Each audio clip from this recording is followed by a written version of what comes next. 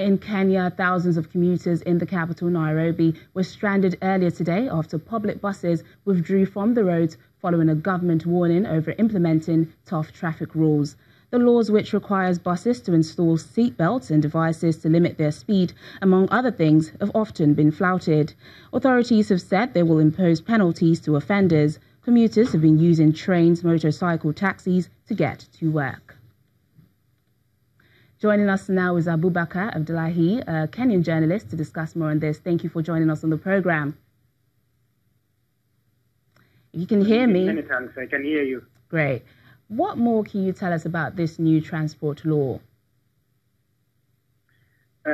Thank you. The transport law necessarily is not new as it is counted. It dates back to 2003, close to 15 years ago, when the Michuki rules, the transport laws are actually nicknamed as the Michuki rules, courtesy of the man who brought it to action, who was the late John Michuki, who was the then transport secretary, transport minister. Among some of the things that the law demands is that matatus should have, the local vehicles should have seat belts, there should be a speed governor, uniform both for the conductors and the drivers. This has caught, of course, the operators of the matatus off guard. They were given a 1-week notice, of which they protested, demanding that they be given more time, which the authorities did not, of course, give them a chance to do that. So in Nairobi today is the day that started arguably with delays and disruptions, as commuters had to wait for close to 3 hours to get to where they initially will take 10 minutes to. So a day of delays and disruption is what characterized Nairobi this morning. Well, what are the penalties put in place for those that go against this?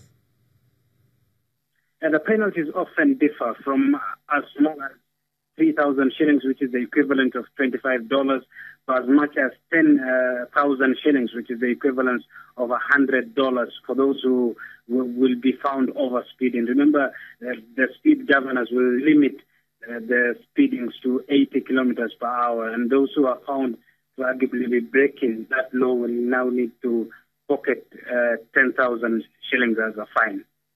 And how are commuters reacting to this new development? There has been a lot of mistrust between individual commuters and the authorities.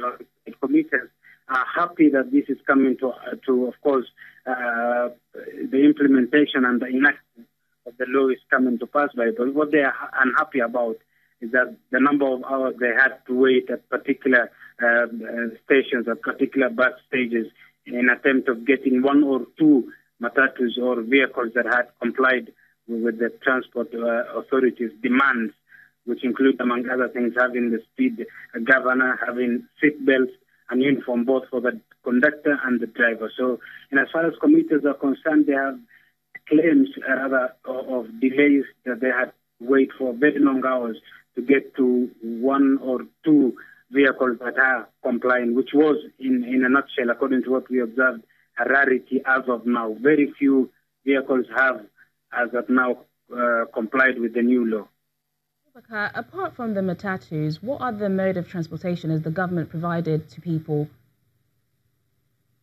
The Ministry of Transport earlier on today urging Kenyans to use more of the light railway system. You will remember that Kenya invested heavily on the SGR, which is the standard gauge railway, thanks to money that we bought in Kenya, from China rather, which still is a debt to the country. So the Ministry of Transport is urging Kenyans to use an alternative of the railway as a means of transport. But the problem with that is that the railway does not necessarily get to many of the destinations that Kenyans wake up to and work from. So, in as far as they're using that, many of what we observed as of today was the use of application-aided transport such as Uber and Taxify. So those are the alternatives. The government is urging Kenyans to use more on train.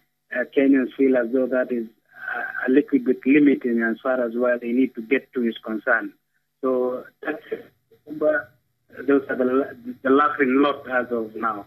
Okay, away from the transportation issue in the country now, we understand a leopard is on the loose in Nairobi from the national park. What can you tell us about this? It's actually a story we are following. As of now, we have not been able to gather money as a newsroom as well as an independent journalist as well But once we get the details, we'll be getting back to you to tell you more about this particular scenario. Abubakar Abdullahi, it was a pleasure speaking with you. Thank you for joining us on Network Africa.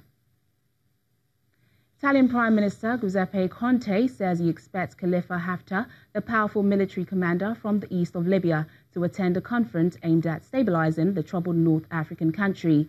General Haftar, who is head of the self-styled Libyan National Army, is seen as the main rival to the UN-backed administration in the country.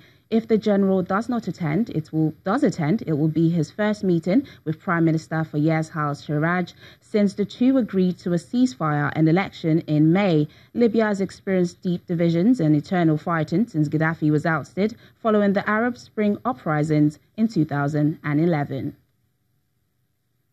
Meanwhile, the UN envoy to Libya says the citizens could go to the polls anywhere between March and June after deciding on the format at a national conference. This gives a new time frame for a peace plan for the troubled oil producer. Last week, UN Special Envoy Ghassan Salami abandoned a plan to hold elections on December 10 in the North African country after a spike in recent violence. In an interview ahead of the conference hosted by Italy, to discuss the next steps of a peace plan, Salami said Libyans should hold a national conference in early 2019 to decide on the date and details of the elections. We believe that the conditions now are more propitious to go back to our action plan, and that's what we are intending to do. First, by calling the Libyans to come and meet, preferably on Libyan soil, and agree on a number of issues that are pending for them, like what to do with the constitutional framework, what to do with the election dates, what to do with the maldistribution of wealth, and then to go into elections. Why to go into elections? But we want to ask them clearly during the national conference, what kind of elections do you want? Parliamentary, presidential, etc.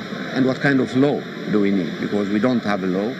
The House of Representatives has been meeting all the summer, but it has been sterile, let's face it, producing no law on the referendum, producing no legislative law. So I think we need a wider representation, pressure from inside the country through the National Conference, pressure from the international community through the support of the Security Council to the recommendations of the National Conference, will produce, hopefully, the kind of positive, productive result we have been waiting from the elected bodies so far in vain. Still to come on the program. A barber in Egypt puts a smile on the faces of children suffering from cancer. That's in a moment. Please stay with us.